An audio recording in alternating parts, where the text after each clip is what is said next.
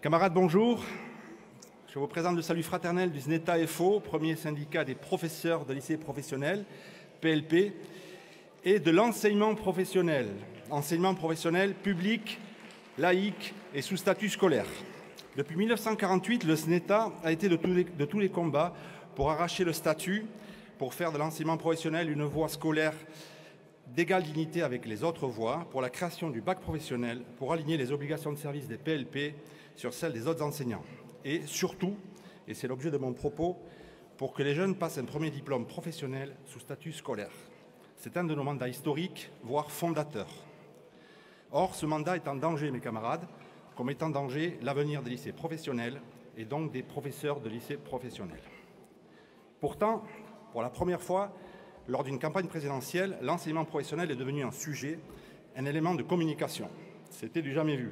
Malheureusement, c'était pour annoncer la volonté de rapprocher les PLP et les lycées professionnels du succès de l'apprentissage. Je traduis, en faire de grands CFA, officines de Pôle emploi, avec des formateurs et non plus des enseignants fonctionnaires d'État, des élèves devenus apprentis, employables au plus vite, détenteurs de blocs de compétences, charge à eux de se former tout au long de la vie sur leur CPF. Quand on voit que Mme Borne est devenue Premier ministre, elle qui marchait allègrement dans les pas de Mme Pénicaud, on a de quoi s'inquiéter. Alors, le succès de l'apprentissage, parlons-en. Depuis la loi Pénicaud, on nous annonce régulièrement, à grand renfort médiatique, un triomphe sans partage. Cette loi, c'est tout simplement la libéralisation de l'apprentissage et la mise en concurrence directe des lycées professionnels avec les CFA publics et les CFA privés. CFA privés, vite et facilement montés. En 2 jours, on peut monter un CFA. On ne parlera pas des milliards investis en incitation en tout genre. On ne parlera pas du détournement des diplômes vers France Compétences qui crée 300 certifications par mois, certifications privées, alors que pendant ce temps-là, l'Éducation nationale ne fait que rénover les diplômes sans en créer un seul. On ne parlera pas du naufrage financier de France Compétences. On ne parlera pas de la trouvaille des apprentis sans entreprise. S'il vous plaît, mes camarades, rejoignez vos places en silence. Merci. Des apprentis sans entreprise qui permet à près de 10% d'entre eux de rester jusqu'à 6 mois sans contrat en CFA. On n'en parlera pas, sinon on se rendra vite compte que la libéralisation, c'est en fait une concurrence déloyale et une mise sous respirateur artificiel, respirateur officiel. En réalité, la progression de l'apprentissage est essentiellement due à 2 choses.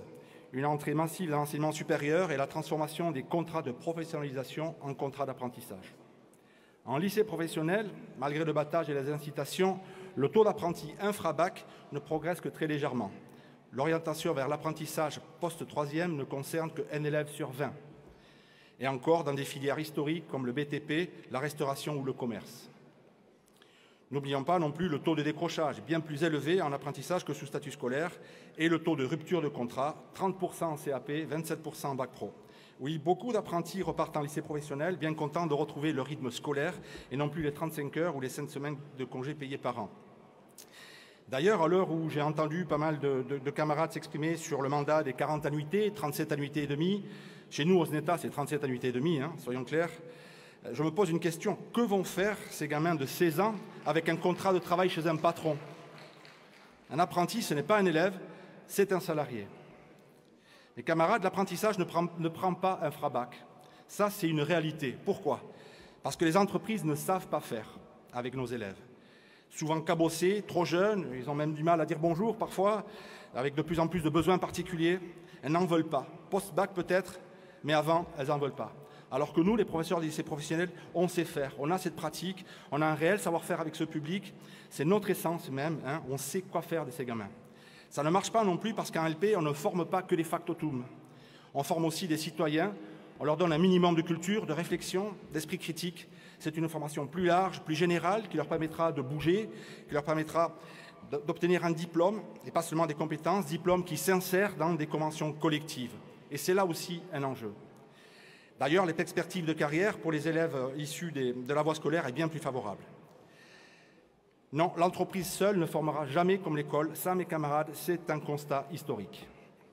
Alors oui, nous avons besoin, et les élèves auront besoin des PLP et des lycées professionnels publics, laïques, sous statut scolaire, au sein d'une éducation nationale.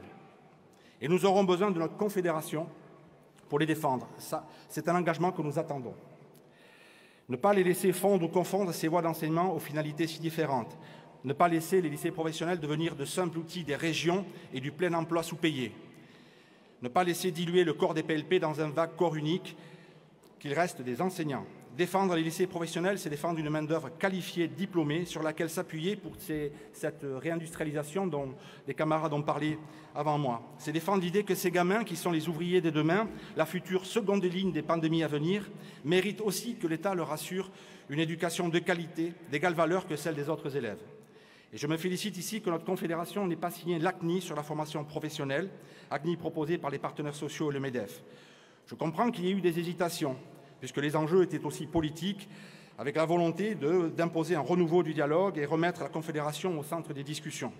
Mais il prévoyait encore une fois de privilégier l'apprentissage, de réduire et de détourner les moyens des lycées professionnels, raboter la taxe d'apprentissage, voire les dotations en heures, et de redonner surtout l'orientation en collège aux entreprises. Alors oui, nous aurions, ça a été dit, nous aurions aimé être consultés en amont, avoir une discussion sur ce qui se tramait.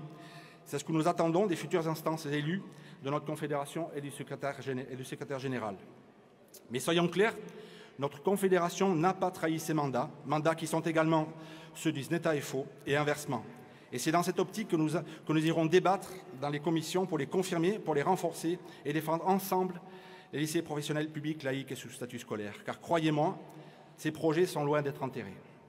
Je vous remercie pour votre écoute. Je vous souhaite un bon congrès, déjà bien entamé, et de franches discussions, parce que nous devrons partir d'ici en ne montrant qu'un seul visage, celui de la détermination, mes camarades. Vive le SNETA-FO, vive la FNEC-FPFO, vive la CGT Force ouvrière. Merci.